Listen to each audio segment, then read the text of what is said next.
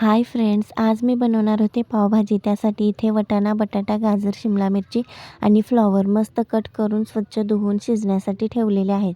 भाज्या शिजतायत तोपर्यंत मी कांदा, टोमॅटो, अद्रक, लसूणची पेस्ट तयार करून घेतली. त्यानंतर इथे भाज्या पण शिजून तयार झालेल्या होत्या. मस्त स्मॅश करून घेतल्या. गॅसवर कढई ठेवून त्यामध्ये तेल टाकून कांद्याची पेस्ट त्यामध्ये फ्राय करण्यासाठी टाकली. वरून चवीनुसार मीठ टाकून कांदा चांगला तेलामध्ये फ्राय करून घेतला. त्यानंतर अद्रक लसूणची पेस्ट टाकून पेस्ट चांगली मिनिटभर फ्राय करून घेतली. त्यानंतर टोमॅटो प्युरी टाकून टोमॅटो प्युरी तेल सुटेपर्यंत फ्राय करून घेतली. त्यामध्ये पावभाजी मसाला टाकून मसाला चांगला फ्राय करून घेतला. नंतर लाल तिखट, धना पावडर, हळद आणि गरम मसाला टाकून मसाले चांगले मिक्स करून घेतले. शिजलेल्या भाज्या त्यामध्ये टाकून भाजी मिक्स करून घेतली. आता भाजी उकळी येण्यासाठी ठेवलेली आहे. भाजीला मस्त उकळी आलेली आहे. भाजी खूप छान झालेली आहे. आता मी प्लेटमध्ये काढून घेते. पाव मी फ्राय करून घेतलेले होते. पावभाजी खूप छान झाली होती. बाय बाय फ्रेंड्स, चॅनलला सबस्क्राईब